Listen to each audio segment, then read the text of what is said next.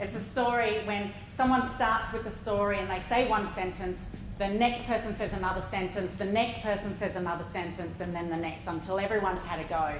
And I'm fortunate enough to play this game a lot. And typically, it goes like this. Well, there's a fairy, and her name's Zoe, and she loves flowers. And so Zoe the fairy goes to the moon and smells all the flowers on the moon. And there's a moon troll. And it comes and kills the fairy. But the fairy has magic and comes back to life. But the moon troll kills it again, and this time sucks its blood. But the fairy has a prince, and the prince comes and kisses it and brings it back to life. But the troll kills them both. And it just goes bang, bang, bang, back and forth like that. And this story goes nowhere. Every sentence that starts with but, there is no progression in this story. They are butting up against each other. They are forming a tribe. And that's getting slightly aggressive too. Sound familiar? The use of the but means this story cannot go forward. Now, I use this line-by-line stories a lot. I'm an oral storyteller. And when you think of an oral storyteller, think of old school, sit down and tell you a story. My heart to yours. I can do a one-on-one or in a group, on a stage, in a theatre, in a conference room. It's a powerful tool. You know, the UN employs storytellers to connect the dialogue to the ancient wisdom. And I work with story. I work with that ancient wisdom. I work with people in recovery in mental health centres. I work with refugees. I work with families. I work with new parents. I work with engineers. I work in consulting rooms. I work with corporations, because all of us are working on our story. And I get to play line-by-line stories with all of these people, with the one major difference: no use of the word but. Because but means we will progress nowhere with our story. I use yes and. Those of you who know improvisational theatre games know the game yes and. And in what it's saying, the psychology of the word yes and. Yes, I accept the offer, and I will build upon it. But is butting up against something. I reject your idea, I reject the concept. In marriage counselling, they say everything before the but is bullshit. I love you, but will you pick up your dirty underwear? Everything before the but disappears. So yes and. And now this is a powerful tool for people. The most power I found in it, though, is when I started to use it on myself. When I started to have an internal conversation that included yes and. Now, I grew up in a family that my father introduced violence and addiction and mental health, and it was full on. And my mother came here as a new immigrant, and she was trying to learn this Aussie English. It's not so easy to understand. And she had newborn babies, and she was a dark-skinned woman and had brown skin offspring in the 70s during white Australia policy time. We faced violence in the home, we faced violence in the street. My mother and all three of my brothers have been hospitalised from racial violence. I was beaten up once a month, and I learnt to fight. I was a physical fighter too, and I fought in spirit. I was like that force of nature, that flame that just burns through everything in its path and annihilates. I fought hard. And so when my brother, Michael, my world of comfort and security, my best friend, developed schizophrenia, I fought. I fought his reality.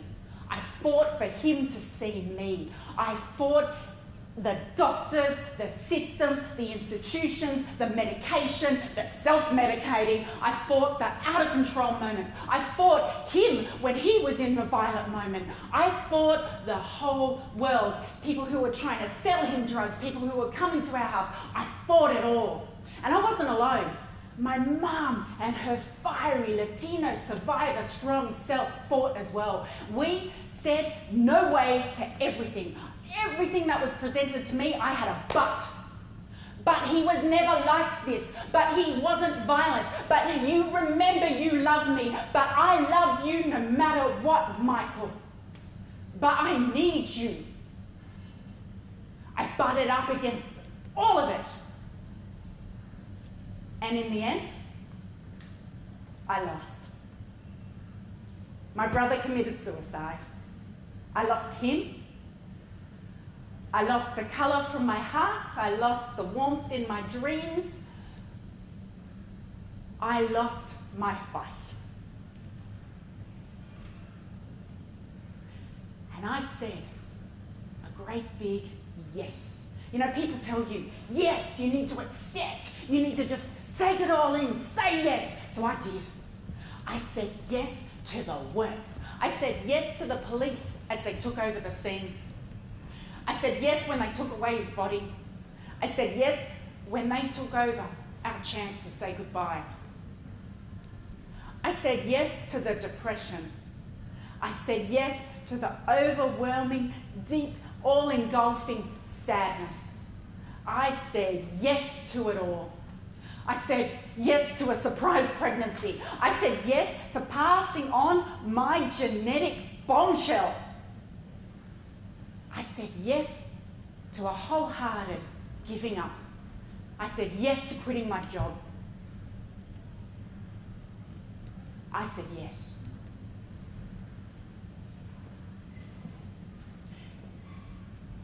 And in a nothing kind of moment, I said yes to pushing away all of my relationships. And in a fortunate moment, I was unable to say yes to suicide. But I went into a wholehearted yes. And then at some stage, at some time, I went to a workshop that someone started playing line-by-line stories. And this time they had a difference. The rule was no buts. This time it was yes and. And it was awesome. It was so much fun. And the real power came after playing with this. I started saying yes and to me. I said, yes, I am sad today. And I miss my brother incredibly. And I will build upon that. And today, I will find a memory that makes me smile as well as cry. Yes, I am passing on a genetic motherload to my children. And I am passing on beauty and love and acknowledgement. And it's not just in the world of mental health. Yes, I am a 46-year-old woman with wrinkles, and I am going to build upon it by smiling some more. Yes! I may not like my job, and I can say, but I get paid, or I can say, and I will find someone to compliment one good thing today, because I will build upon it. Yes, and. You know, there's a town in Belgium called Giel. In this town, for over 700 years, the people of this town welcome strangers who have mental health issues. They have an extra room or an extra studio built into their house, and anyone who shows up on their door, they say yes. And they let them into their house, and they build a relationship towards wellness from that point on. A whole town 700 years saying yes, and we will be a community and we will work towards health. The yes allowed me to have acceptance. The end allowed me to be the main character in my choose your own adventure. Gave me agency. So have a think. Your choose your own adventure. Where are you hitting that page that just comes back and back? Where are you going, but? And can you insert a yes and? Where are you going, yep, I'll just surrender to this one. And it goes over and over and over and yes, yes, yes. Where can you create that and? So there's this cool little game I'd like you all to play.